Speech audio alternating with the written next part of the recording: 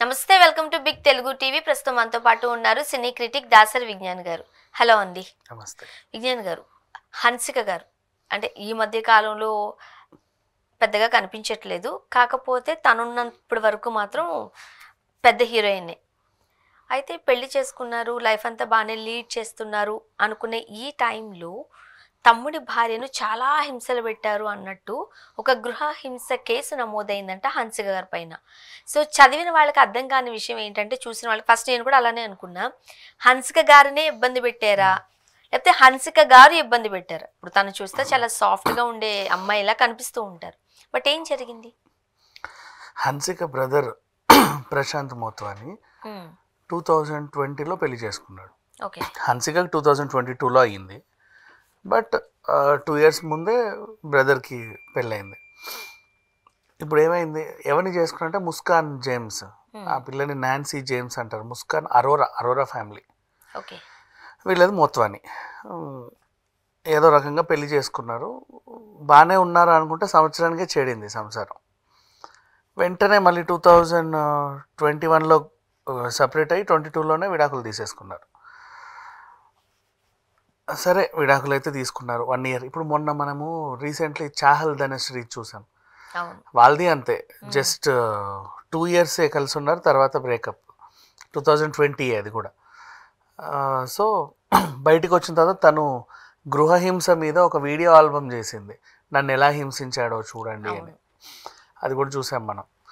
ఇప్పుడు ఇక్కడ విషయం ఏంటంటే, నాన్సీ మన వీళ్ళ వైఫ్ ముస్కాన్ బయటకు వచ్చి గృహహింస కేసు పెట్టి, ఎవరి మీద పెట్టి, నన్ను అత్తామామలు, నా ఆడపడచ్చు, వాళ్ళ ఆయన, నా మొగుడు అందరూ కలిసి హింసించేవాళ్ళు అని చెప్పేసి అందరిపైన కేసులు పెట్టేసింది. సో కోర్టు కూడా అది చూసి వీళ్ళకి అప్పుడు బెయిల్ అయితే మంజూరు చేసింది లేదు, అంటే ఎక్కువ బరువు లేదు ఈవిడకి వైపు. బట్ కోర్టులో ఏంటంటే కేసులు నడుస్తూనే ఉంటాయి. డేట్ ఇచ్చినప్పుడల్లా వీళ్ళు వెళ్ళి అక్కడ కనబడి వస్తున్నారు. అది కొంచెం ఇబ్బందిగా మారింది హన్సికకి. నేనేం చేయలేదు, తనేమో కేసు పెట్టింది, ఎంత కాదన్నా ఆడపిల్లది నడుస్తుంది, మేమెందుకు అందరం ఇట్లా అటెండ్ అవ్వాలని చెప్పి ప్రతిసారి దీన్ని కొట్టివేయండి అని పిటిషన్లు దాఖలు చేస్తూనే ఉంది. ఇప్పుడు కూడా కేసు కొట్టేయాలని చెప్పి పిటిషన్ వేసింది. ఇంకా అసలు ఏం జరిగింది అంటే, ఈ మధ్య కాలంలో ఇప్పుడు భార్యాభర్తలు ఏదో రకంగా ప్రేమించి పెళ్లి చేసుకుంటున్నారు. ఒక విషయంలో గొడవ, నువ్వు ఇంతకుముందు ఉన్నట్టు లేవు, పెళ్ళికి ముందు ఒకలా ఉన్నావు, పెళ్ళయ్యాక నువ్వు మొత్తం మారిపోయావు, అసలు నన్ను పొగడట్లేదు, నేను ఏది చేసినా నీకు నచ్చట్లేదు, ఇలాంటి కామన్ చాలామంది. ఇట్లా అబ్బాయిలు కూడా అంతే, ఇంతకుముందు ఉన్నట్టు కాదు, ఇప్పుడు మనకు పెళ్ళయింది అంటాడు. అంటే ఏమైందో తెలియదు, మరి ఇంకేమైనా కొత్తగా జీవితం ఏమైనా మారిందా? ఆ మాటలకు వీళ్ళు హర్ట్ అవుతారు. కొత్తగా ఏమైంది, ఎప్పుడు మనం కలిసే ఉన్నాం కదా. ఇప్పుడు అదే అరేంజ్డ్ మ్యారేజ్ అనుకో, నువ్వెవరో వాడికి తెలియదు, వాడెవడో నీకు తెలియదు.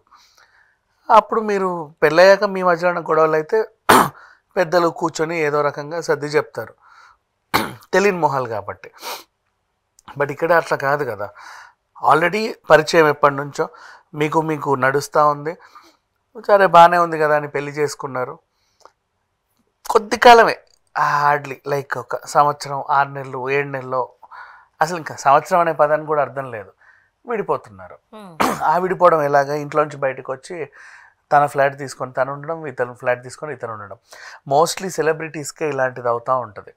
ఎందుకంటే ఇప్పుడు ఈ అమ్మాయి కూడా టీవీ నటి, చాలా చేసింది, సీరియల్స్ అవి ఇవి, బోల్డ్ అన్ని ఆల్బమ్స్ అవి ఇవి అన్నీ ఉన్నాయి. ఈవిడే కూడా మంచిగా, అంటే ఎప్పటిదో కనీసం కొత్త గొప్ప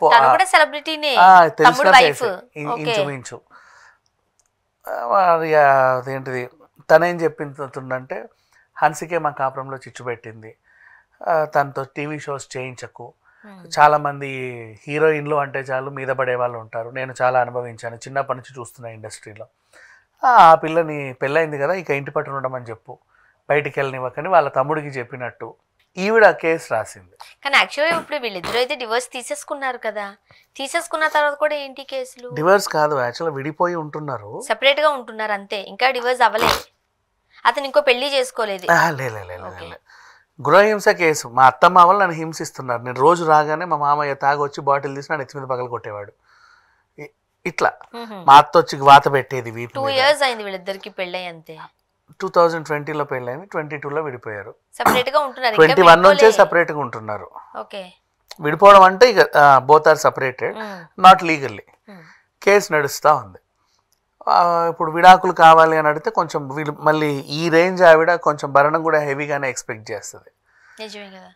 అంటే ఇప్పుడు మొత్తం కుటుంబం మీదే కేసు వేసింది, భరణం ఎక్స్పెక్ట్ చేస్తుంది. వాళ్ళు ఏంటంటే అసలు తన వల్లే మా అబ్బాయికి చాలా అంటే డిప్రెషన్లోకి వెళ్ళాడు, స్ట్రెస్ ఫీల్ అయ్యాడు, తనే హింస పెట్టేది, రిటర్న్ తను ఇలా చెప్తుంది అనేది వాళ్ళ వెర్షన్. కానీ ఏ వెర్షన్ నీదైనా నాదైనా ఎక్కడ చెప్పాలి ఇవన్నీ? కోర్టులో చెప్పాలి. నువ్వు ప్రతిసారి హన్సిక వచ్చింది కోర్టుకి, హన్సిక విత్ ఫ్యామిలీ అందరు కలిసి అలా కోర్టుకు వచ్చి ఇలా జడ్జి ముందు నిలబడుతున్నారు ఏదో తప్పు చేసినట్టు. సో వాళ్ళకి అది కొంచెం ఇబ్బందిగా అనిపించింది ఈ అమ్మాయికి. హన్సిక చిన్నప్పటి నుంచి ఉంది, చైల్డ్ ఆర్టిస్ట్, అండ్ 17 yearsకే హీరోయిన్ అయింది. అండ్ ఖుష్బూ తర్వాత గుడి కట్టిన హీరోయిన్ అంటే హన్సికనే. మధ్యలో నమిత ఉన్నా కూడా హన్సికకి అంటే ఇంకా కొంచెం అంటే ఖుష్బూ గుడి కూల కొట్టారు, ఎవరైతే కట్టారో వాళ్ళే కూల్చేశారు, మాకు నచ్చలేదు నువ్వని. బట్ హన్సిక కాల గుడ్. అండ్ తన పెళ్లి వీడియోని కూడా నెట్ఫ్లిక్స్కి అమ్మేసింది. ఇప్పుడు బానే ఉంది, దానితో ఏం ప్రాబ్లం ఏం లేదు. వాళ్ళిద్దరు యాక్చువల్గా ఎక్కడ ఉంటున్నారు ఆమె ఇప్పుడు? సాధారణంగా హీరోయిన్ పెళ్లి చేసుకుని వెళ్ళిపోతున్నారు కదా ఫారెన్, ముంబైలోనే ఉంటున్నారు. వాళ్ళు ముంబైలోనే ఉంటున్నారు. హన్సికకి ఇప్పుడు అవి వస్తున్నాయి, మా వెబ్ సిరీస్లో వస్తున్నాయి. వాళ్ళ తమ్ముడు ఎక్కడ ఉంటాడు? వాళ్ళ అబ్బాయి కూడా పాపం వాళ్ళ ఇంట్లోనే ఉంటున్నాడు. ఇప్పుడు కాదు, పెళ్ళైన తర్వాత వాళ్ళిద్దరు కలిసి సపరేట్ ఇంట్లో ఉన్నారు. అక్కడ మొదలైంది గొడవ. ఇంట్లో లేరు యాక్చువల్గా చెప్పాలి. అదే కదా, ఇప్పుడు గృహహింస కేసు పెట్టారు లేకపోతే ఇబ్బంది పెట్టారంటే వీళ్ళందరూ కలిపి ఒక జాయింట్ ఫ్యామిలీగా ఉన్నారు. అలా కూడా కాలం ఎలా పెడుతున్నారంటే పని కట్టుకొని రోజు పొద్దున్న 6 గంటలకు వచ్చి నన్ను నెత్తి మీద కొట్టిపోతున్నావు మా అత్త. అది ఇబ్బందికరం కదా. సాయంత్రం మా మామయ్య వచ్చి నా కాలు ఇరగొట్టి వెళ్తున్నాడు. అంటే ఎవరికి వాళ్ళు సెపరేటెడ్ గా ఉంటున్నప్పుడు ఆ హెరాస్మెంట్ ఎట్లా ఉంటది? వారానికి ఒకసారి హన్సిక వచ్చి నన్ను గోర్లతో రక్కేస్తుంది, సూదులతో గుచ్చుతుంది, ఫోన్లు ఏమైనా బెదిరిస్తున్నారంటే మనకు ఖచ్చితంగా అవన్నీ ఉంటాయి, ఎవిడెన్స్లు ఉంటాయి. అదేం లేదు, ఊరికే విడిపోయే వాళ్ళు ఏంటంటే భరణం ఎక్స్పెక్ట్ చేసి ఇలాంటి కేసులన్నీ వేస్తూ ఉంటారు. నిజంగా హింస పెట్టే వాళ్ళు ఉన్నారులే, కాదని నేను అన్ను. ఇప్పుడు చాహల్ విషయంలో ఆ పిల్లోడు ఏంటంటే క్షణికావేశంలో సైకిల్ తయారైపోయి ఆమెను ఏదో చేసేవాడు, మళ్ళీ సారీ ఏదో తెలియక అయిపోయింది అంటాడు. అదొక సైకో మెంటాలిటీ. అది భరించింది అంటే జనాలకు చూపియాలి కదా. నా పిల్ల ఒక వీడియో ఆల్బమ్ చేసింది. ఇది ఒక సినిమా ఉంటది, ఆలియా భట్ గారు డార్లింగ్స్ అనుకుంటా సినిమా. మేబీ ప్రేమించే చేసుకుంటాడు, గవర్నమెంట్ ఎంప్లాయ్ అయితేనే పెళ్లి చేస్తాను వాళ్ళ అమ్మ అంటది. గవర్నమెంట్ తెచ్చు ఎవరు ఆ hero Vijay Verma Tamannaah boy friend అన్నారు కదా, డార్లింగ్స్ అనుకుంటే ఇద్దరు ఆడోళ్ళు. వాళ్ళ అమ్మ కూడా అట్లానే పాపం ఇబ్బంది, వాళ్ళ ఆయనతో ఇబ్బంది పెడితే వాళ్ళు చంపేసి పిల్లల్ని తెచ్చి పెంచుతుంది.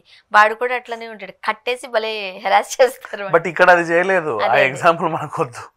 పాపం హన్సిక నిజంగా హన్సిక కాదు, మీరు ఇంతకు ముందు చాహల్ విషయం చెప్పారు కదా, మరి చాలా మంచోడు, చాలా బాగా ప్రేమిస్తాడు, చిన్న సైకోగా బిహేవ్ చేసినప్పుడు కొట్టేస్తా ఉంటాడు. ఇప్పుడు ఇంటికి వాళ్ళ ఫ్రెండ్ వచ్చాడు, ఇంటికి ఫ్రెండ్ వస్తే హస్బెండ్ ఫ్రెండ్ వస్తే బాగా చూసుకోవాలి, లేకపోతే ఏరా మీ ఆవిడ నాకు కాఫీ కూడా ఇవ్వలేదు అంటాడు కదా. పిలిచి కాఫీ తాగుతారా టీ తాగుతా ఏంటే నీకు అంత ఇంట్రెస్ట్ వాడి మీద అని కొడుతున్నాడు. ఈ టైప్ ఆఫ్ పీపుల్ ఉంటాయి. ఏం చేస్తుంది? అవన్నీ చూపించింది ఆల్బమ్ విషయంలో.